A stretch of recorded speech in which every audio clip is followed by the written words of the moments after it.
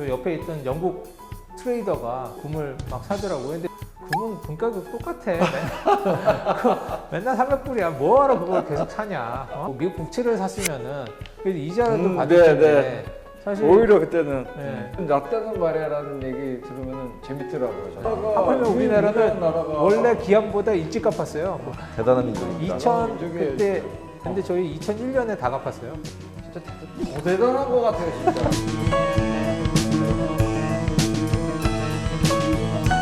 네, 안녕하십니까. 네, 이슈톡의 오늘은 이현민 팀장이 아닌 김성준 차장이 진행하는 이슈톡입니다. 네, 이베스트증권에서 진행하는 거고요. 오늘은 이현민 팀장님이 부재 중이라 제가 오늘 우리 두 전무님 모시고 진행을 한번 해보도록 하겠습니다. 연말 마지막 이슈톡이 될 것 같네요. 연말이다 보니 저희가 이제 마지막에는 한번 이전 시장을 한번 더 뒤돌아보기도 하고 뭐 너무 지금까지 딱딱한 이야기만 했다 하면은 조금 더 자연스러운 이전 이야기 그리고 이제 최근 이슈가 될 만한 이야기를 한번 다뤄보는 시간을 한번 가져보도록 하겠습니다. 그럼 먼저 오늘 우리 조세열 전무님이 먼저 이야기해 주실 금 이야기를 먼저 좀 해 주실 거예요. 금은 저희가 이미 상품성으로도 많이 다뤄봤고 인플레이션 해지 수단으로도 많이 말씀을 드렸습니다. 딱 마침 요즘 인플레이션 이슈가 대두화되는 상황에서 이슈가 되는 것 같기도 하고 그리고 이전에 어떤 금에 대한 이슈가 있었는지 그런 내용도 한번 짚어보는 시간을 가져도록 하겠습니다. 그럼 우리 전무님 네. 한번 오늘 준비하신 내용들 네네. 한번 오늘 경청을 제가 좀 첫 시간이라 경청을 한번 해보도록 많이 하겠습니다. 도와주세요. 네. 보니까 벌써 1년이 넘었더라고요. 네, 보니까. 맞습니다. 예, 이슈톡 여기 나와서 이제 원자재 관련해서 말씀드린 지가 1년이 넘었는데 그동안은 이제 주로 각각의 원자재들은 이제 펀더멘탈이라든지 아니면 뭐 전망이라든지 뭐 이런 얘기를 주로 했었었는데 아무래도 뭐 연말이기도 하고 그렇기 때문에 이제 뭐 그런 얘기보다는 좀 옛날 에피소드 뭐 옛날에 어떤 일이 있었는지 이런 걸 갖다가 좀 가볍게 좀 짚어가는 것도 괜찮을 것 같아가지고. 네, 훨씬 좋은 것 같아요. 그래요? 그러니까 예. 뭐 우리 전무님도 상품 펀더멘탈 말씀해 주셨지만 저도 항상 계속해서 야 그만 좀 해 이제 다른 얘기 좀 재밌는 것 좀 한번 해봐. 맞아, 예. 니네들 일하면서 무슨 일이 벌어지는지 그런 이야기도 좀 해보고 해봐라 해서 저도 지난 시간에 한번 저희도 그런 얘기를 한번 다뤄봤거든요. 네네. 말씀드릴 거는 다 옛날 얘기고요. 네. 지금으로부터 뭐 한 20년, 30년 전 얘기입니다. 그 당시에는 어떤 일이 있었었고 어떤 거래들이 있었었는지 한번 되새겨보고요. 뭐 그런 거에서 또 교훈을 얻을 수도 있는 거고 그렇죠. 또 배울 점이 또 있을 수도 있으니까 그런 얘기 한번 해보도록 하겠습니다. 알겠습니다. 오늘 한 3가지 정도 거래에 대해서 말씀을 드리려고 그러는데 요즘에는 뭐 많이 줄긴 했는데 옛날에는 금을 굉장히 많이 수출을 했거든요. 그렇죠. 예. 금도 안 나는데 우리나라 뭐 금광이 있습니까? 그렇죠. 금광도 없는 나라에서. 금광도 없는데 뭐 1년에 뭐 보면 한 50억 불, 뭐 60억 불씩 뭐 사실 수출을 하고 그랬었거든요. 보면은 그게 이제 그 당시에 이제 금이 온수당 한 300불 할 때였었으니까 지금 뭐 한 1,800불 정도 생각하면 곱하기 뭐 한 6 정도 하면은 뭐 한 300억 불 뭐 이렇게 수출하는 거나 마찬가지지 않습니까? 네, 맞습니다. 그러니까 어떻게 금 하나 나지도 않는 한국에서 그렇게 많은 금을 수출할 수 있었었는지 왜 그런 일이 일어났는지 한번 설명드리고요. 그 다음에 이제 두 번째는 이제 IMF 때 얘기인데요. 이제 IMF 때 하면은 이제 뭐 외환 위기고, 그 다음에 이제 그때 또 생각나는 게 금모으기 뭐 이런 거 있지 않습니까? 제 고3 때예요. 그래요? 그때 이제 저는 이제 뭐 그때 종합상사 뭐 삼성에 다니고 있을 텐데 그때 이제 사실 IMF 터져가지고 옆에서 생생하게 지켜봤었었는데 그때 이제 금모으기 했었고, 그 다음에 이제 어떻게 진행이 됐었었고, 사실 또 보면 금이 뭐 수출하기 쉬운 골드바 형태로 모은 건 아니지 않습니까? 네, 맞습니다. 그러니까 뭐 돌반지, 뭐 팔찌, 뭐 돼지, 금돼지 뭐 이런 거 갖고 와가지고 이제 그걸 갖다가 이제 다 녹이고 이제 수출할 수 있는 그런 골드바로 만들어가지고 이제 수출을 하고 그랬었었는데 그게 보면 이제 비용도 들 거고, 그다음에 이제 또 그 수출할 때까지 이제 텀도 벌어질 텐데 그 어떻게 이제 그걸 갖다가 그 당시에 이제 지급을 보면 그날 현재 금 시세대로 이제 다 쳐서 줬었었거든요. 보면 그리고 어떻게 이제 그렇게 할 수 있었었는지 뭐 그런 거 한번 좀 살펴보고요. 그러니까 해지 거래 관련해서 한번 살펴보고, 그 다음에 또 이제 그 탈세 관련된 얘기죠. 네. 금을 갖다가 우리나라 금도 안 나고 뭐 관세 부가세도 있는데 싸게 수출을 했어요. 보면은. 예. 국제가보다 더 싸게. 맞아요, 예. 맞아요. 어떻게 그런 일이 있을 수가 있는지. 네, 저도 옆에서 뭐 저희 이제 촬영 들어가기 전에 네. 잠깐 이제 말씀드렸던 맞아요. 부분이 네. 있었는데 저도 옆에서 이제 많이 봤던 부분이 네. 좀 있어서 뭐 추가 제가 이야기 드리는 네네네. 부분이 있으면 저도 네. 한번 말씀드릴게요. 네, 말씀해 주세요. 네. 네, 그런 얘기를 좀 해볼까 합니다. 네, 오늘. 예, 알겠습니다. 네.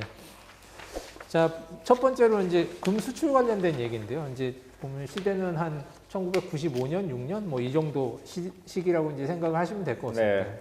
그때 보면은 이제 신문 기사인데 뭐 내용을 보면은 금이 반도체, 자동차에 이어가지고 수출 품목 4위였었습니다. 우리나라가. 야, 어마어마했네요. 진짜 진짜 금광 하나 없는 나라에서 진짜 어마어마한 수출품, 야, 진짜 4위까지 했던 저는 몰랐어요. 이때는. 네. 그러니까 그 당시 보면은 이제 그 반도체, 자동차, 그다음에 이제 전기전자 제품, 네. 그 다음이 금이었었어요. 금. 이게 좀 신기하죠. 보면 네. 금도 안 나는데 왜 이렇게 많이 수출을 했었을까?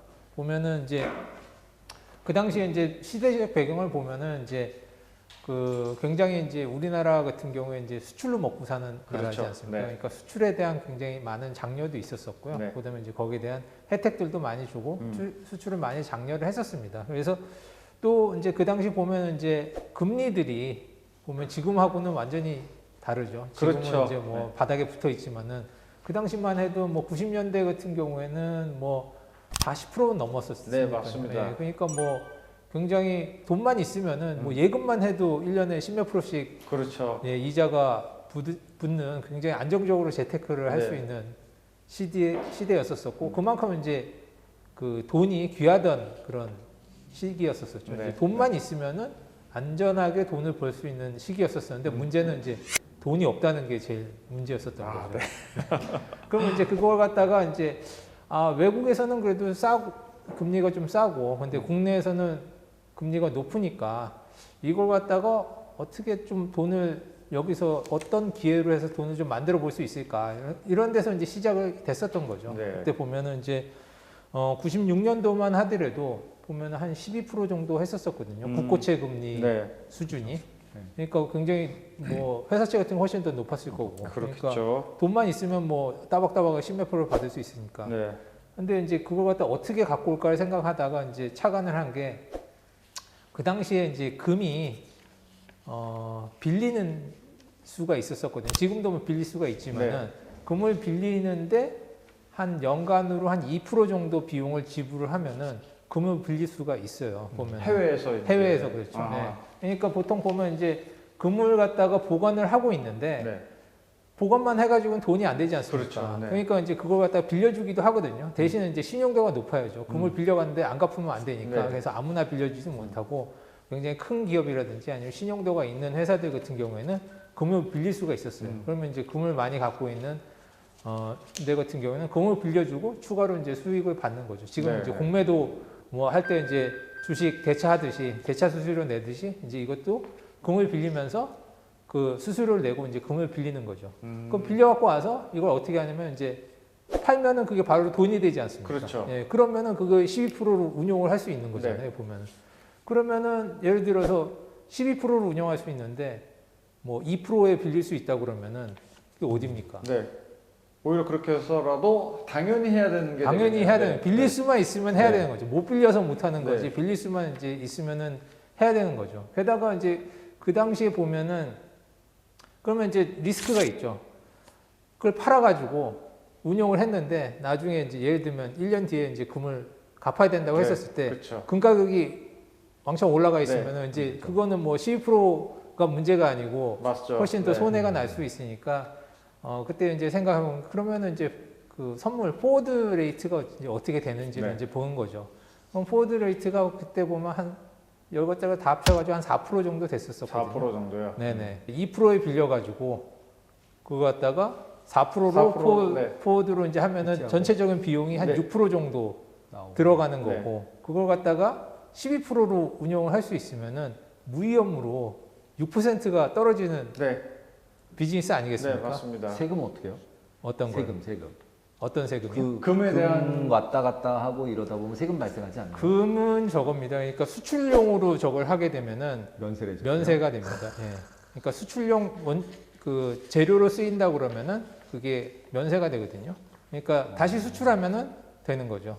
예. 그렇기 때문에 그때 이제 보면은 뭐 지금 간단하게 설명드려가지고 이제 그렇게 설명드렸었는데 뭐 실제는 좀 더 복잡합니다. 하지만은 이제 간단하게 이제 원리만 생각을 했었을 때 보면은 그런 식으로 2% 빌리고 4%로 해지하고 그러면은 운용하면 그 차익은 다 먹을 수가 있으니까 그거 빌릴 수 있다면 해야죠. 네. 그래서 그때 굉장히 많이 했었었고 또 좋은 점 중에 하나가 그때 그걸 했었던 것들이 이제 그 종합상사들이 많이 했었거든요. 그렇죠. 국내 이제 종합상사들이 많이 했었었는데 또 종합상사는 또 수출하면은 수출 많이 했다고 수출 대상 뭐 이런 것도 받고 그랬었어요. 네. 배고픈 수출탑 예. 뭐 맞습니다. 네, 그러게 했기 때문에 더 경쟁적으로 더 많이 했었던 거죠. 이걸 하면 할수록 뭐 나라에서 이제 잘했다고 이제 상도 주고 그다음에 이제 뭐 사장님도 왜 좀 더 안 하냐 우리가 이제 다른 종합상사보다 좀 밀리니까 좀 더 많이 해라 뭐 이런 얘기도 많이 하고 그랬었거든요.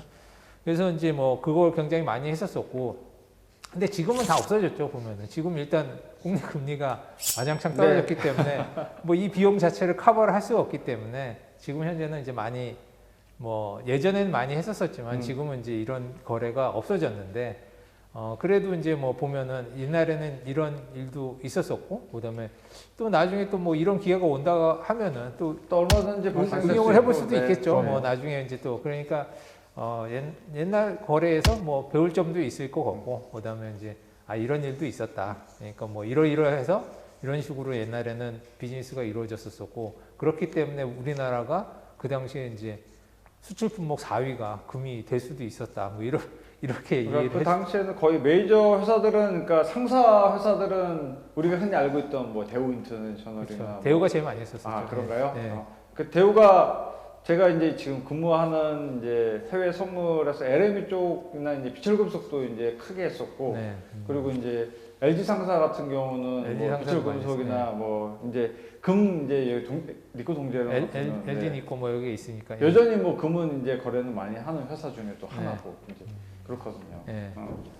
근데 지금 상사 업체들이 워낙 많이 이제 이쪽 금속 쪽에는 손을 많이 이제 다 맞아요. 빼가지고 현재는 이제 많이 줄어들긴 했지만은 뭐 또 진짜 우리 전문님 말씀 이런 시대가 또 만약 도래한다면은 네. 충분히 또 상사에서도 손을 대지 않을 수 충분히 될 만한 무역 상품이 되지 않을까 생각. 근데 이게 근데 원래 아비트러지 차익 거래하는 스킨이 항상 가격이 보여야 되잖아요. 그렇죠. 그러니까 이제 그 옛날에는 어떻게 보면은 제가 그냥 생각했을 때 제 경험도 보고 생각해 보면 인포메이션이 지금처럼 모든 사람이 알고 있는 게 시대는 아니었다. 아니었죠. 시대는 아니었다는 게 제일 핵심인 것 같아요. 네, 그러니까 맞아요. 이게 선물 가격이 여기에 있는데 현물 가격이 여기에 있고 그다음에 한국이랑 외국이랑 크로스보더 하는데 발생하는 그 트랜잭션에 대한 노하우도 없고 네 맞아요. 맞아요. 아는 사람은 아는 사람은 그쵸. 아는 거. 아는 사람끼리 살살살 할 수 있는 분위기였는데 요즘은 그냥 막 벌떼같이 그냥 다 까발려졌으니 뭐 이게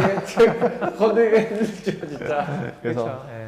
차익 거래는 되게 어렵겠구나라는 생각이 이거 보면서 지금은 어려울 거예요. 옛날에는 하도 그걸 많이 하다 보니까 옛날에는 이제 그런 과정이 있었었는데 그때는 이제 뭐 이게 또 수입하는 거고 또 다시 또 갚는 과정이 있지 않습니까? 그렇죠. 그러니까 이제 비행기 왔다가 그냥 바꿔가지고 다시 또 바로 나가는 거예요. 그냥 그 당시에 뭐 이렇게 통관해가지고 뭐 가서 뭐 이렇게 1년 있다가 뭐 이게 아니고 택도 안 풀고 이게 매칭을 시켜가지고 내렸다가 서류 작업만 좀 한다면 다시 이제 수출하는 걸로 해가지고 다시 또 나가고 뭐 이런 일도 있었으니까 예전에 하도 많이 할 때는 그걸 이게 효율적으로 한다고. 네. 지금은 있을 수도 없는 일이네 그거는요. 그럼 누가 돈을 낸 거죠 그러면? 뭐가요? 그 수익이 났잖아요 네. 차익이. 그럼 누가 돈을 낸 거라고 봐야 될까요 그러면?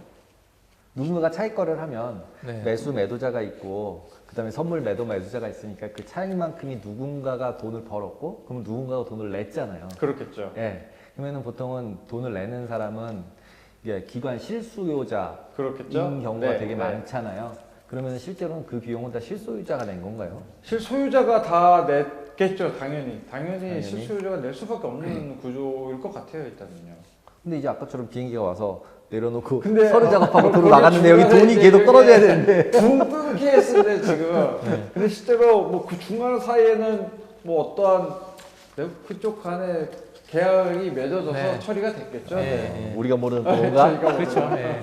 예. 옛날에 이제 그런 일도 있었다. 뭐 이렇게 아, 아시면 야. 될 것 같고요. 예. 그 다음에 이제 저기는 이제 두 번째는 아까 말씀드린 것처럼 IMF. 네. 죠 IMF. 그러니까 97년 12월 달이었었죠. 네. 보면은 그때 뭐 하셨어요? 보면 97년. 제가 그때 이제 고2 네. 고등학교에 고3 문제 올라갈 때 이제 딱 그때였거든요. 네.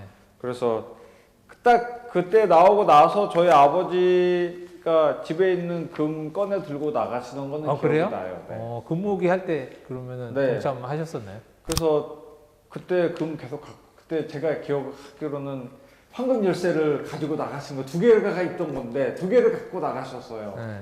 상당히 A4 용지 길이만 한 거였는데 지금 상금으로 하면 가치로는 제법 됐을 텐데 네. 그거 이제 바로 이제 나라에 반납을 하셨죠. 네. 뭐 돈으로 받았으니까. 돈 받으셨을 거 아니에요? 그랬겠죠. 네. 네.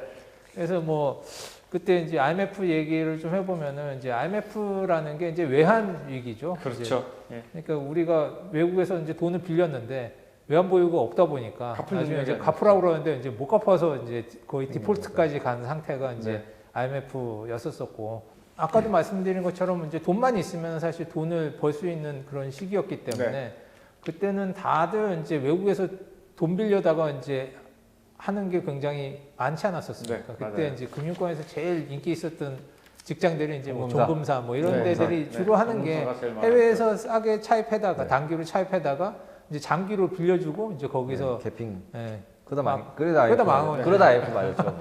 그러다 IMF 맞은 맞죠, 거죠. 네. 사실 보면 이제 그 유동성 관련해서도 그렇고 이제 미스매치가 나니까 보면 네. 자금들이 맞아요. 단기로 빌려다 이제 장기로 빌려준 거니까 그러다가 이제 동남아 쪽에서 이제 터지기 시작하면서 상환을 하라고 단기 자금 들어오는데 이제 롤오버는 안 되고 네, 상환을 안 해야 되니까. 되는데 이제 받아야 될 건 장기로 받아야 되니까 거기서 이제 미스매치가 나면서 이제 됐었던 거고 전반적으로 우리나라에 이제 외환이 없었기 때문에 이제 국내에 돈이 있어도 이제 달러가 없으니까 그게 뭐 달러 값이 그때 뭐 엄청나게 올라갔었어요. 2,000 넘게 올라가는 2,000원 맞습니다. 정도 올라가고 뭐 금리도 뭐 한 20 몇 프로씩 막 올라갔었고. 아우 그때 막 돈만 예금만 단택만 해놨어도 저도 그때 이제 국내 회사채에서 좀 샀었어요. 네. 20 몇 아. 프로씩 할 때. 예.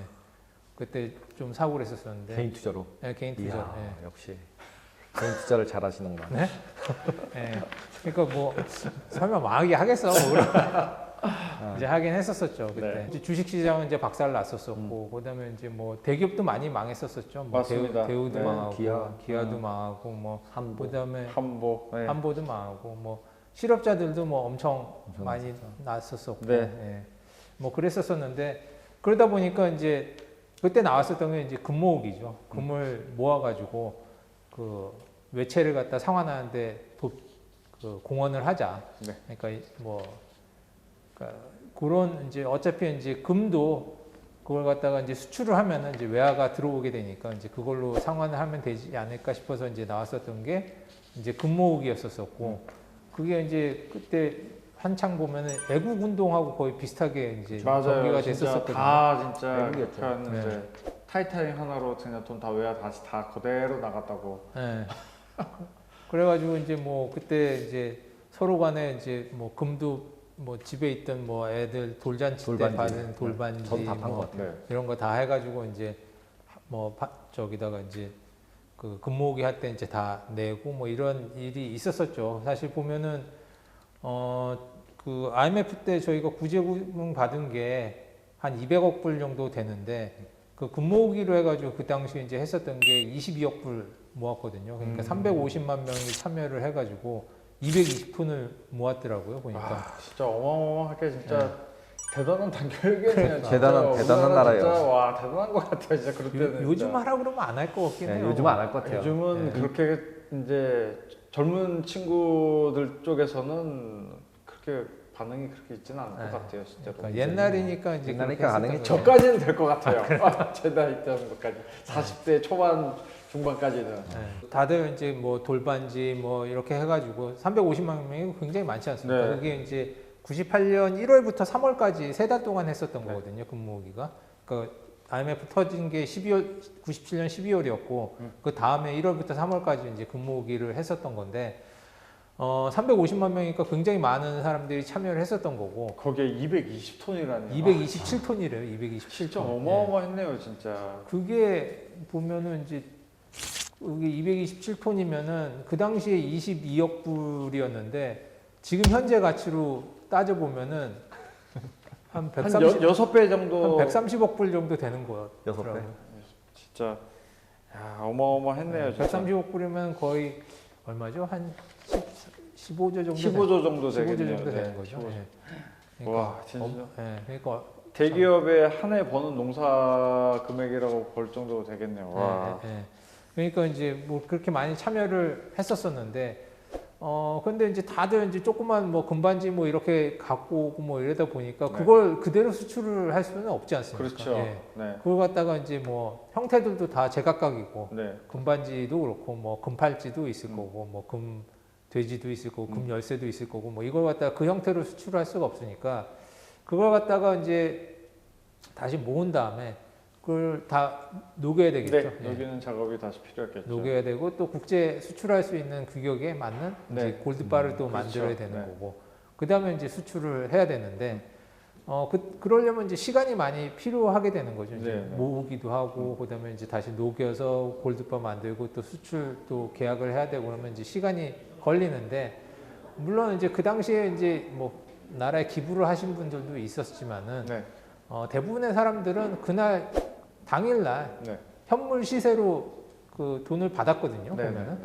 네. 예, 그러니까 이제 이거를 갖다가 그러면 이게 지금 뭐 비용도 들어갈 거고, 그렇죠. 그거 하는데 비용도 네. 들어갈 거고, 그다음에 뭐 몇 주가 될지 몰라도 이제 몇 주간의 이제 텀도 벌어질 건데, 네. 그 어떻게 그러면은 그거 갖다가 그날 당일날 그 시세대로 그냥 환산해가지고 곱하기 얼마 해가지고 그 지급을 할 수 있었었는지 그런 부분에 대해서 조금 말씀드리려고 그러는데. 네.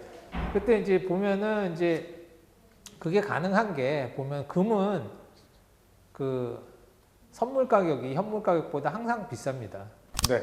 맞아요. 네. 네. 항상 콘텐고거든요. 네. 보면은 이제 뭐 실버나 아니면 뭐 구리나 뭐 이런 다른 원자재들 같은 경우에는 이제 공급이 딸리게 되면은 이제 백오데이션, 네, 백오데이션 그러니까 비정상 시장에 네, 형성이 현물이 되기도 하죠. 이제 더 비싸고 이제 선물이 더 낮아지는 상황도 이제 발생을 하지만은 네. 금은 항상 콘텐고거든요. 항상 선물 가격이 현물 가격보다 비쌉니다. 네. 예, 그렇기 때문에 현물 가격으로 매입을 하면서 현물 가격을 보상을 해준다 하더라도 그거 갖다가 이제 가격을 그 가격 변동 리스크를 갖다 해지를 하려고 그러면은 네. 선물을 매도를 해야 되는데 그렇죠. 매도하는 가격은 항상 현물 가격보다 그러니까. 높을 수밖에 가격. 네, 높을 수밖에 네, 없거든요. 예. 그렇기 때문에 보면은 지금 당장 현물 가격으로 해가지고 그걸 갖다가 그 가격을 친다 하더라도 선물 가격은 자기 해지하기 위해서 매도하는 선물 가격은 항상 현물 가격보다 높은 높기 가격에서, 때문에 네. 높은 가격은 이제 매도를 할 수밖에 없기 때문에 사실 보면은 그 차액을 가지고 그 차익이 상당히 그래도 낮겠네요. 꽤 나죠. 네. 예, 꽤 나고 그렇기 때문에 이제 그런 그 돈으로 사실 비용 관련된 비용도 이제 커버가 되는 네. 거고 그다음에 이제 그 약간의 뭐 이익이라면 이익이니까 이익도 이제 발생을 할 수가 있었던 거죠. 이제 그게 이제 뭐 만약에 선물 가격, 현물 가격이 같거나 아니면은 백오데이션 상황이라 그러면은 절대 그렇게 할 수는 불가능했겠죠. 네. 불가능했겠죠. 네, 맞습니다. 근데 이제 그게 선물 가격이 금 같은 경우에는 항상 더 높기 때문에 예. 그렇게 해도 사실 손해 안 보고 가격을 쳐줄 수 있는 그런 배경이 됐었던 것 같습니다. 예. 저는 정말 생소한 내용들을 진짜 이렇게 진짜 그렇게 했었구나. 그래서 그때 금모으기는 저도 이제 저희 집에서 동참을 했었다고 이제 말씀을 드렸으니까. 그러면 그때 돈을 받았지만은 진짜 금의 보관 비용, 재련 비용, 그리고 돈은 다 들었을 텐데 정부가 과연 이거를 손해를 보고 쓰는 마음으로 하는데 이미 돈이 없는데 네. 정부 나라에 돈이 없는 곳간이 비었는데 그렇게 해서 커버가 됐었구나. 네네네. 무슨 말씀인지. 그리고 어차피 돈은 원화를 찍어서 줬잖아요. 네. 금은 바꾸면 달러로 바뀌고. 그렇죠. 달러로 그러니까 갔죠. 뭐 거기서 네. 또 네. 포워드에서도 엄청 땡겼을 거고요. 네. 네. 돈은 뭐 일을 항상 이럴 때 네. 누군가 돈을 버는 것 같아요. 금모으기 운동에 대해서 사실 비판하는 목소리도 좀 있잖아요. 있었죠. 보면 많았죠. 싸게 이제 너무 이제 금을 갖다가 외국에다 이제 넘겼다. 여기에 뭐 이런. 넘겼다. 네, 그런 그러니까 뉴스도 네. 있었네요. 네, 그러니까 뭐 그 당시는 보면 이제 한 300불 정도 할 텐데 네. 지금은 뭐 한 1,800불 뭐 이렇게 네. 하지 않습니까? 그러면 이제 그냥 갖고 있었으면은 그게 다 그쵸. 이제 우리나라에 남는 건데 그걸 갖다 그 당시에 이제 싸게 넘겼다 뭐 이런 그 비판이라는 비판 뭐 이런 것도 있는데 저는 뭐 그렇게 생각하지는 않는 것 같아요. 보면은 발등에 불이 떨어진 상황인데 그쵸. 일단은 네, 살고 봐야지. 네, 네. 맞습니다. 안 그러면 IMF 구제금융 받고 돈 네. 갚은 나라 없어요. 그렇죠. 네, 맞아요. 이제 맞아요. 그런 네. 나라가 없는데 하물며 우리나라는 나라가 원래 기한보다 일찍 갚았어요. 보면은 진짜 대단한 민족입니다. 2000 민족이에요, 그때 저기 200억을 갖다가 200억 불을 갖다 빌리면서 그때 상환 기한이 2004년이었거든요. 근데 저희 2001년에 다 갚았어요. 보면은 3년 내에 진짜 다 갚아버린 거네. 진짜. 네. 아, 보면 진짜 더 대단한 것 같아요, 진짜. 그러니까 정말 대단한 나라죠. 대단하다. 예. 그거 끝나고 그러면 결국 월드컵 유치해서 거기에서 또 이제 그놈 또 외화 유치도 좀 됐겠네요, 그러면. 저 2002년. 어쨌든 IMF 끝나고 나서 금리 저금리 돌아가고 네. 그다음에 그 당시에 제가 볼 때는 네. 지금 미국에서 돈 푸는 것처럼 네. 은연중에 우리도 그런 금을 갖다 샀으면 돈을 찍어서 줬을 거 아니에요. 네, 그렇죠. 그만큼 통화량이 늘어났을 통화량은 거고 그렇죠. 비율상으로 보면 그러다 보니까 통화가 많이 풀렸으니까 금리 자체가 빠질 수밖에 없는 돈값이 싸질 수밖에 없잖아요. 네. 그래서 금리도 그러다 보니까 이제 10%대 있던 애들이 다 5% 6%대로 내려오면서 이제 환경 전체 금융시장 환경 자체가 다 바뀐 거죠. 네, 그렇게 보는 게 더 저는 맞는 것 같아요. 네. 그리고 뭐 보면 이 차트 보시면 알겠지만 네. 금이 거의 그대로였어요. 옛날에는 보면은 뭐 90년대 뭐 2000년대 초반은 다 300불이었었습니다. 금은 그냥 그 97년에 IMF 터졌었지만은 그때도 국제 시세 그렇죠, 보면은 멀쩡했죠. 한 300불 했었었고 저희가 다 갚은 2001년 이때도 한 300불 했었었고요. 그다음에 그때 원래 상환 기열이던 2004년도 한 그 정도 했었습니다. 그러니까 뭐 사실 보면은 올라가기 시작한 거는 한 2005년 이후부터 올라가기 시작한 거지. 네, 맞습니다. 사실 그 전에는 사실 뭐 IMF 전이나 IMF 후나 뭐 별 차이 없었었거든요. 그러니까 이제 사실 뭐 국부 유출이 되고 뭐 이런 거는 이제 나중에 한 몇십 년 뒤에 이제 돌아놓고 지나서. 보니까 이제 그런 거지. 저는 이제 그게 그래도 그때 빨리 갔고 빨리 이제 거기서 벗어난 게 그래도 뭐 굉장히 잘한 일 아닌가라고 생각을 하고 있습니다. 네. 그렇죠. 배를 째는 것보다는 어쨌든 그렇죠. 신용을 지킨 거고 네. 그러니까 이제 그다음에 이제 또 빌려올 수 있는 거잖아요. 네, 추가적으로 뭐 빌려올 일이 있으면 쟤네들 원래보다 거죠. 더 그러니까 잘 신뢰도가 갚고 높아지는 네, 거니까. 맞습니다. 네. 그래서 그런 면에서는 뭐 비판 저것도 있지만은 굉장히 잘한 거 아닌가라는 생각을 또 봐도 300불 제가 2000년대 이제 커플링 여자친구랑 커플링 할 때 그때 맞췄던 커플링 금액이랑 제가 군대 간다고 한국에 들어왔을 때 그때 또 있었던 여자친구 커플링 가격이 똑같은 돈수인데 이렇게 차이가 났었던 그래요? 기억이 나요. 진짜 뭐 이렇게 비싸졌냐고. 그때 이제 금융 쪽에 별로 그다지 관심이 없을 때라. 네. 그 이후에 엄청 올랐죠 금가격이. 저는 이제 생각나는 게 전 그러고 있다가 이제 외국계 그 증권사로 옮겨가지고 이제 네. 일을 하고 있었는데 저 옆에 있던 영국 트레이더가 금을 막 사더라고요. 그러니까 2004년부터 시작해갖고 금을 개인적으로 금을 막 사더라고요. 근데 저는 이제 그 전에 이제 선물 쪽이나 뭐 이런 원자재를 많이 해봐서 그러는데 야 금은 금 가격 똑같아. 맨날 300불이야. 뭐하러 그걸 계속 사냐? 내가 해봐서 아는데 그 금 별로 그 뭐 다 저거 한다. 그 당시만 해도 사실 중앙은행들이 금을 많이 갖다 팔았었거든요. 오히려 네, 왜 그러냐면은 쟁여놓지 않고. 네, 왜 그러냐면은 그때만 해도 중앙은행들이 금은 갖고 있어봤자 비용만 나가지 뭐가 생기는 게 없다. 그렇죠. 대신에 이제 가격이 오를 수 있다는 그런 생각을 못 했나 봐요. 아니 여기 계속 그대로잖아요. 계속 그대로고 차라리 이 돈 가지고 금을 안 갖고 있고 미국 국채를 샀으면은 그래도 이자라도 받을 텐데 사실 오히려 그때는 근데 금은 갖고 있어봤자 비용만 나가지. 근데 빌려줘봤자 사실 뭐 빌려줘봤자 뭐 그 받는 것도 얼마 되지도 않고 네. 또 빌려줄 수 있는 상대도 얼마 되지도 않고 뭐 그러다 보니까 그 당시만 해도 이제 중앙은행들이 맨날 뉴스 나오는 게 맨날 어느 중앙은행이 금 팔았네 뭐 이런 그런 것 얘기들이 같아요. 맞아요. 네, 많았었는데 그게 어느 순간 보니까 확 올라가더라고요. 그래서 야 좀 레이달료가 페이퍼 골드 만들어가지고 사서 그런 거 아닌가요? ETF 나오고 막. 약간의 뭐 옛날에 뭐 이런 일도 있었습니다. 예. 와 진짜 저는 지금 계속 들으면서도 아 진짜 그때 이때 금 좀 사놓을 걸 진짜 우리 집 왜 부모님 왜 금 좀 안 사놨나 진짜 그 생각이 드네요 진짜. 아 예. 지금 그 차트 봤을 때도 2005년도 이후에 실제로 글로벌 저는 금 가격이 막 이렇게 올랐다는 게 제 그냥 경험상으로는 이제 글로벌 금융위기 이후부터 이제 말 그대로 솟구치기 시작했다라고 생각을 했는데 제가 2000년 10년 이전에는 차트를 솔직히 많이 안 봤어요. 그러니까 제가 실제로 이제 금융권에 근무하기 시작했던 것도 2009년이었고 하다 보니까 그 당시 때부터 이제 가격만 봤다 보니까 네. 크게 관심을 안 가졌었거든요. 그러니까 이전 시대는 그러니까 이 정도 때는 이제 질문도 많이 고객님들한테 전화가 없어요. 뭐 이때는 어떤 흐름이 있었고 이제 제가 뭐 외부 세미나 할 때도 10년 정도는 하더라도 이렇게는 별로 안 했었거든요. 네. 그러니까 새롭네요. 이렇게 전무님 얘기 들으니까. 네. 예. 아. 그냥 옛날 얘기입니다. 옛날에 이랬었다. 뭐. 카더라 옛날 그리고 라떼 저는 아직도 라떼는 말이라게 저는 너무 듣기 좋은 게 제가 뭐 아직 꼰대 얘기 젊은 꼰대라는 얘기도 듣지만은 뭐 이런 라떼는 말이야라는 얘기 들으면은 재밌더라고요 저는 아직도. 그렇습니다. 예. 그다음 마지막으로 이제 뭐 그다음 아까 이제 차익 거래하고 네. 이제 해지 거래 얘기 드렸었고요. 이제 마지막은 이제 탈세 거래 관련된 건데요. 탈세. 예.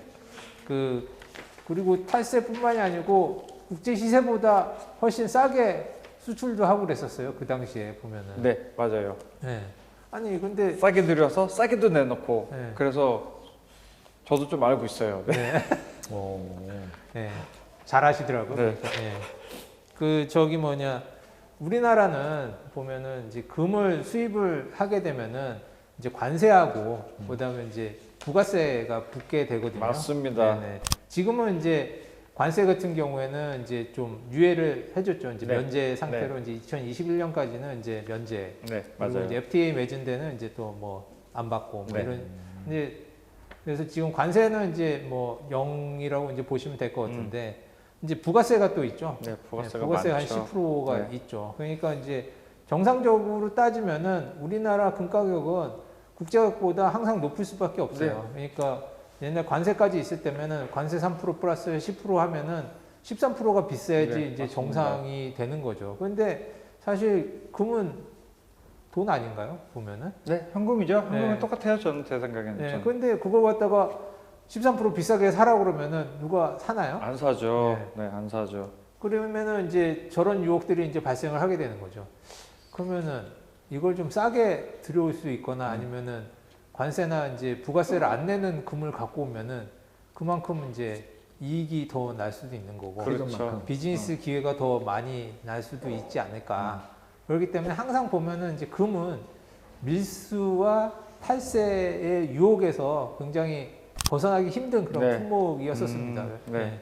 그리고 보면은 밀수하고 탈세가 이렇게 많은 상황에서 정상적인 과정으로 이제 금을 취급을 하게 되면은 사실 비즈니스가 안 되는 거죠. 딴 데는 싸게 파는데 여기 가게 왔더니 비싸게 팔아 그러면 그 가게 장사 안 될 거 아닙니까? 네 맞아요. 그러니까 이제 보면은 요즘에는 좀 어떻게 바뀌었는지 모르겠지만 옛날에는 보면은 대부분 이제 밀수된 금과 그다음에 이제 정상적인 수입된 금을 갖다가 섞어가지고 이렇게 판매하는 그런 일들이 많이 있었었거든요. 왜냐면 밀수된 것만 팔면은 자료가 없으니까 네. 매출이 하나도 네. 발생 안 하지 않습니까? 대본 바로 걸릴 수 있는데 그래서 잘 교묘하게 섞어서 네 섞어서 이제 판다 하더라고요. 네. 네. 옛날엔 그랬습니다. 요즘에는 뭐 그렇진 않겠지만은 예. 이쪽 관련된 일을 하시는 이제 개인적으로 아시는 분들이 좀 있었어가지고 네. 이제 이런 것들이 있다라는 거를 이제 어깨너머로만 이제 들어봤었거든요. 네. 그래서 이제 그때 18년도에 가장 문제가 크게 이제 이슈가 하나 뻥 터졌었잖아요. 네. 지금 우리 전무님이 써주신 기사도 이제 딱 그때 기사 같은데 네. 제 지인분도 이쪽에 연결이 돼가지고 한동안 정말 고생을 많이 하셨다. 네. 뭐. 그래서 그랬었더라고요. 네, 요즘은 이제 많이 그런 게 없어졌겠죠. 그다음에 네. 이제 그런 부분에서 이제 저걸 하기 위해서 이제 관세도 이제 없앤 거고, 이제 그 차이를 줄이기 위해서, 그다음에 이제 부가세 관련해서도 이제 뭐 보면은 그냥 트레이딩 목적으로는 이제 뭐 할 수 있도록, 네, 그러니까 맞아요. 뭐 우리나라는 이제 뭐 한국거래소 같은 네, 경우는 금 이제 취급하기 금도 시작하면서부터. 이제 선물하고, 제가 말씀드리는 거는 아까도 얘기했지만 20년, 30년 전에는 이런 일들이 있었다는 거죠. 뭐 보면은, 그래서 보면은 그 기사들도 굉장히 많이 나왔어요. 네. 밀수 관련된 거라든지 아니면 뭐 탈세 관련된 거라든지 뭐 이런 것들이 나오는데, 보통 보면은 이제 세금을 뭐 탈세를 한다는 거는 이제 낼 세금을 갖다가 보통 안 내는 내는 거죠? 경우가 대부분 많죠. 네, 보면 그렇죠. 이제 내야 되는데 그걸 갖다가 뭐 줄이거나 아니면은 뭐 어떻게 해서 안 내고 이제 넘어가는 네. 그런 거래인데, 오늘 말씀드릴 거는 그 수준이 아니고 내지도 않은 세금을 갖다가 환급받는 그런 국가를 상대로 네, 이제 맞아요. 네. 네, 국가를 상대로 해가지고 그냥 내지도 않은 세금을 내가 그냥 치고 받는 거예요? 부가세 환급. 받는 그러니까 거죠. 나라에다가 사기를 친 경우는 똑같은 경우거든요. 나라를 이게. 상대로 사기를 친 아주 대담한 그런 케이스라고 할 수 있죠. 이게 2019년도인가요? 네, 19년도, 18년도부터 아니, 조사돼서 네, 19년도까지 이게 나왔던.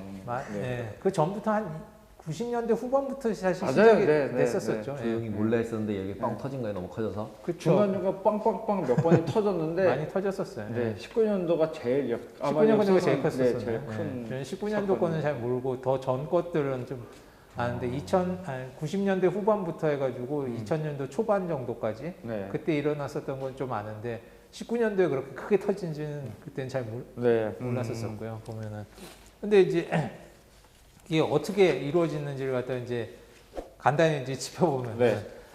보면은 이제 금 같은 경우에 그 수출용으로 그 거래를 하게 되면 수출용 이제 그 원자재로 이제 사용이 되게 되면은 부가세를 면제를 시켜줍니다. 네, 부가세 면제가 되죠. 그러니까 이제 아까 말씀드린 것처럼 부가세를 내야 되지만은 이게 다시 수출을 할 거면은 뭐 가공해서 수출한다고 그러면은 부가세를 내고 비싸게 돼 버리면은 이게 경쟁력이 없기 네. 때문에 수출용 원자재로 이제 분류가 되면은 부가세를 면제를 시켜줬었거든요. 그다음에 이제 수출을 하게 되면은 만약에 냈었던 부가세가 있으면 이제 다시 환급해주는 그런 그렇죠. 제도가 있습니다. 예. 그런데 이제 지금 말씀드리는 거는 이제 뭐 요즘은 그런 일이 없어졌지만 옛날에는 이제 있었던 것들인데, 여기도 보시는 것처럼 이제 천이란, 만약에 이제 쉽게 그냥 금 가격이 1000이다, 1000원이다 이렇게 감안을 하면은 국제 시세가 1000원에 이제 수입을 하는 거죠. 네. 수입을 해가지고 수입업체가 매매 차익 10원을 붙여가지고 1010원에 이제 1차 도매 업체로 이제 넘기게 되는 거죠. 네. 예. 그러면 부가세는 없는 거죠. 이제 영세율이니까 그렇겠죠. 그냥 네. 예, 1010원에 넘어가는 거고 1차 도매 업체는 거기다 또 매매 차익 10원을 붙여갖고 1020원에 이제 다른 업체에다 이제 넘기게 되는 거죠. 네. 예. 그러면 이제 그 업체는 또 다시 거기다 25원을 갖다가 마진을 붙여가지고 1020원에 사가지고 25원 붙였고 1045원에 이제 그 업체로 넘기는 네. 거죠. 예, 넘기는 이제 여기서 이제 좀 변화가 생기는 게, 그 전까지는 이제 수출용으로 해서 영세율로 받다가 네. 이 업체는 1045원에 이제 넘기지만은 영세율로 하는 게 아니고 그게 공급가액 950원에다가 부가세 95원 이렇게 해가지고 1045원에 넘기는 것처럼 이제 만드는 거죠. 보면은. 네. 예. 그 다음에 이제 그러면 이제 이게 갑자기 이제 수출용에서 이제 내수용으로 이제 변경이 되게 되는 거죠. 네, 맞아요. 네. 그러면은 이제 이 사람 같은 경우에는 1020원에 사가지고 공급가격 기준으로 950원에 사실 넘기는 꼴이 되는 거거든요. 네. 그러니까 밑지고 사실 파는 그런 형상이 됐는데 어쨌든 간에 950원 플러스 이제 부가세 95원 이렇게 해가지고 1045원에 이제 다른 2차 도매 회사로 이제 넘어가게 되는 거죠. 일단 여기까지는 미치고는 계속 샀네. 미치고 사긴 그쵸. 경우가 됐네요. 그러니까 이게 갑자기 이제 1020원짜리가 갑자기 이제 950원짜리로 이제 변경이 된 거죠. 네. 예. 그 다음에 이제 그 2차 도매업자는 이제 950원에 공급가액 950원에다가 이제 90원 주고 산 다음에 그거 갖다가 이제 매매 차익 한 10원 붙여가지고 공급가액 960원에 이제 부가세 96원으로 이제 넘기게 되는 거고. 근데 그 매입 부가세 이제 공제를 받기 때문에 네네네. 그 실제로 자기가 부담하는 부가세는 1원이 되는 거거든요. 예. 그래서 1원은 이제 부가세를 납부를 하게 되는 거고. 그다음에 수출업체는 이제 960원에 이제 플러스 부가세 96원.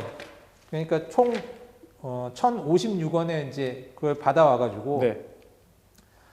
다시 이제 수출업체에 넘기면은 이제 수출업체는 그 매매 차익 10원 붙여가지고 970원에 이제 수출을 하게 되는 거죠. 그 다음에 이제 부가세는 돌려받게 되는 거거든요. 환급을. 일단 여기서 일단은 이익을 내겠네요. 일단. 네. 자, 그러면은 이제 국세청 입장으로 봤었을 때는 이제 그 부가세를 갖다가 누군가 내 거니까 네. 그걸 환급을 해주는 거죠. 수출을 하니까 아 이거는 이제 부가세를 갖다 환급을 해줘야 되겠다. 그러고 그렇죠. 이제 환급을 해준 거고. 대신 그 부가세는 누가 내야 되냐면 이제 중간에 있는 그 폭탄 업체라는 데서 이제 내야 되는데 거기가 안 내고 그냥 폐업 신고를 하는 거죠. 아예 폐업 신고를 해버려서 손실이 너무 많이 발생하니까 일부러 그런 거죠. 일부러 그렇죠. 초장부터 네. 이제 그렇게 하려고. 그러니까 부가세라는 게 분기별로 내지 않습니까? 네. 그러니까 이제 실제로 매출이 발생했었을 때 납부를 하는 게 아니고 분기마다 내기 때문에 실제로 내야 되는 시기는 좀 더 뒤에 나오게 되는 거죠. 네. 그러니까 보통 보면 매출을 발생시키는 데가 이제 공급가격 플러스 이제 부가세만큼 갖고 있다가 네. 나중에 분기말 되면 그때 이제 부가세 신고하고 납부를 하지 네, 않습니까? 맞아요. 예. 그런데 이제 그거 갖다가 그 뒤에 내야 되는 거 갖다가 그 전에 폐업 신고를 해버리는 거예요. 폐업 신고를 하고 이제 그냥 망했다고 나자빠지는 거죠. 그러면 이제 국가 입장으로 봤을 때는 그 환급은 해줬는데 사실 거기서 받지를 못하니까 그냥 나라 돈으로 이제 나가는 그런 일이 이제 발생을 하게 되는 거거든요. 보면은 예. 나라를 상대로 해가지고 대단한 사람들이 많습니다. 내지도 않는 세금을 갖다가 환급을 받는 그런 일이 발생을 했었던 거죠. 그게 한 해에 그렇게 해서 포탈됐었던 부가세가 한 5천억 정도. 어마무시했네요. 진짜 네. 대담하게 사시는 분들이 많네요, 정말. 네, 그러니까 진짜. 저도 이거 보면서 야, 이거는 완전 정말 무슨 국세청이나 뭐 이런 아주 세금 관련된 전문가가 같이 저걸 하지 않고서야 이게 어떻게 모르겠는데요. 이거 내가 어떻게 내 돈 떼어서도 모르는 케이스가 될 것 같은데. 이거는. 한마디로 부가세를 한쪽에서 냈으니까 준다고 국세청은 생각했는데 네, 얘가 그러겠죠. 굳어나서 못 받는 상태가 되는 거죠. 그러니까 네, 결론적으로. 그렇죠. 네. 이렇게도 이런 경우가 그 한 해 5천억이면은 네. 진짜 어마무시하네요, 진짜. 그래서 이제 어마무시했어요. 토탈 해가지고 한 2조 정도가 이제 그때 그러니까 99년부터 이제 2000년, 2004년 정도까지 네. 한 5년 동안에 거의 한 2조 정도가 탈세가 이런 걸로 이루어졌었거든요. 그러니까 뭐 어마무시한 거죠 보면은. 근데 딱 탈세하기 조금만 머리만 쓰면 그렇게 만들어져 있는 상품이 또 금이다 보니까 네. 굉장히 투명성이 강조돼야 될 상품 중에 또 하나겠네요, 이거는 네. 진짜. 그래서 이제 그 이후에 이제 제도가 바뀌었죠. 이제 이렇게는 이제 안 된다. 네. 이게 사실 이걸 뭐 알고도 이걸 갖다가 놔둘 네. 수는 네. 없으니까 그 이후로는 이제 그 보통 매출을 발생시키는 사람이 이제 부가세를 홀드하고 있다 나중에 이제 내는 제도에서 네. 지금은 이제 매입하는 사람이 부가세를 먼저 내고 예. 그다음에 이제 매출이 발생할 때 환급을 해주는 그런 식으로 바뀌었죠. 그러니까 국가 입장이었을 때 나중에 세금을 내 이게 아니고 매입하면서 먼저 세금 내. 먼저 일단 세금을 먼저 세금 내. 먼저 부가세 일단 내고 네. 그다음에 네가 매출 발생하면 네. 그때 환급해 줄게. 2008년에는 이제 금기하고 골드바가 이제 그런 식으로 매입제 부가세 납부 품목으로 이제 지정이 됐고 그다음에는 이제 고금 그러니까 골드바 아니고 그냥 금가락지 뭐 금반지 이런 것들 네. 그런 것들도 이제 이런 식의 이제 저기 많이 발생하니까 그때는 이거 사는 것도 이제 매입자가 먼저 부가세 납부하는 걸로 바뀌었었고 그다음에 뭐 구리 스크랩, 뭐 금 스크랩 뭐 이런 것들 이제 거기도 이제 이런 현상들이 좀 발생하기 시작하니까 그런 품목들은 다 매입자가 먼저 부가세를 내는 형식으로 이제 그러니까 이런 식의 이제 수법들이 쓰여질 수 있는 그런 상품들 같은 경우에는 애당초 이걸 차단하기 위해서 이런 식으로 이제 다 바뀐 거죠. 예. 지금 우리 전무님 말씀해 주셨던 대로 이전 이야기지만은 굉장히 한 번 더 돌아보게 되는 기사들도 많이 보이는 것 같아요. 그러면서 이러면 안 되겠다. 이런 걸 찾아야겠다 아니지. 그 말을 제가 하고 싶었어요 지금.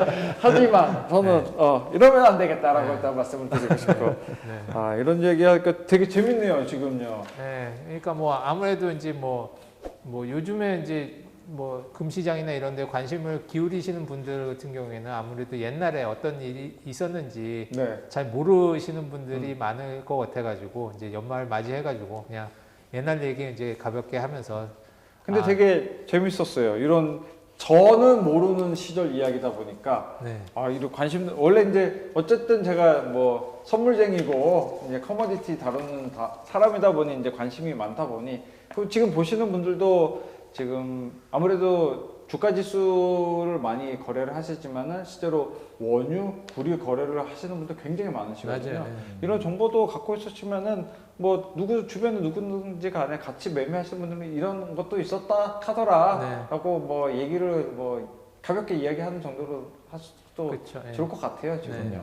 그리고 금이라는 게 보면 이제 뭐 장신구로도 쓰이고 그다음에 산업재로도 쓰이고 또 뭐 화폐로도 쓰이고 뭐 그럼요. 이렇게 쓰이다 보니까 이제 다양한 형태의 이제 거래들이 이제 막 파생돼서 이제 만들어지기도 하고 그러거든요. 그러니까 이제 물론 이제 뭐 선물 시장에서 가격 등락이나 뭐 이런 것들도 이제 관심이 많으시겠지만은 가끔씩은 이제 이런 식의 저것도 가능하구나 아니면 이런 거에선 좀 우리가 좀 배울 게 있구나 하고 한번 짚어 나가도 괜찮지 않을까 싶어가지고. 세금 관련된 얘기 금 있으면 일단은 세금 이제 10% 이상 떼인다는 거 모르시는 분들 생각보다 많아요. 그렇기 때문에 이제 정말 이제 뭐 금에 관심이 있으시다고 한 분들은 이제 현물금 뭐 이런 거는 사실 세금 때문에 하시면은 사실 안 되고요. 보면은 그거는 샀다가 팔면 바로 그냥 손해가 나기 때문에. 맞아요. 그렇기 때문에 이제 만약에 이제 금이나 뭐 이런 쪽에 이제 관심이 있으시다 그러면은 뭐 상장돼 있는 이제 뭐 금 선물 거래라든지 아니면 뭐 그런 식의 거래가 이런 세금 이슈에서부터 이제 좀 프리할 수 있으니까. 지금 금거래소에서 거래되는 KRX 금 거래하면 세금이 10%가 붙나요? 아니요. 안 붙죠. 거기서는 안 붙죠. 거래소에서는 상관없어요. 근데 일부 세금이 붙어서 뭔가 날라오지 않나요? 거래소 금을 사면은 거래소 비용으로 해서 아마 부분이 들어오는 걸로 알고 있는데 저도 국내 거래는 정확하게 저도 안 해봐가지고 제가 뭘 했더니 국세청에서 갑자기 뭐가 날라오더라고요. 그래서 무슨 세금인가 띄더라고요. 그래서 너무 그냥 저는 이제 재미로 이렇게 10만 원 사보기 뭐 이런 거 장난삼아 조금 쓰니까 국세청에서 갑자기 뭔가 날라서 깜짝 놀라가지고 열어보니까 금 무슨 거래세라 그랬나 거래세 정도라고 뭐가 있더라고요 세금이. 그런가요? 지금 얘기 듣다 보니까 그것도 세금이 뭐 이런 거 연관돼 있는 세금인가? 이거를 실물 인수를 받을 때에는 세금이 나가죠. 다시 나가는데 근데 여기서 청산하고 했으면은 거기에 대한 세금은 없어요. 그러니까 실물을 제가 이제 나가던 운용사에서 특정 운용사에서 실물 금 국내 거래를 한 다음에 실물로 인도를 받아서 이거를 고객들한테 매매했던 펀드 투자자들한테 금 현물로 나눠줄까 하는 그런 포트폴리오를 만들어서 했던 게 있었어가지고 저도 한번 이제 아이디어를 이제 던져줘 봤더니 이렇게 한번 해볼 수 있겠냐 했더니 세금 때문에 결국 못하게 됐거든요. 그러니까 금이 실제로 이걸 현물로 받으려면 무조건 일단은 현물로 받고 다시 팔려면은 그거는 세금이 발생한다는 거 이거는 알아두시는 게 참 좋은 정보. 이거는 정말 좋은 정보입니다. 그러면은 오늘 지금 우리 조 전무님은 일단 금 이야기 이전 얘기를 해주셨다 하면은 저희 그러면 다음 시간에는 이제 장 전무님이 저희 주식시장 이야기 한번 이전에 과거 얘기부터 뭐 폭락했던 그런 얘기 한번 가져보는 시간 바로 가져보도록 하겠습니다. 오늘 시간 여기서 일단 마무리하도록 할게요. 네, 전무님 수고하셨습니다. 감사합니다.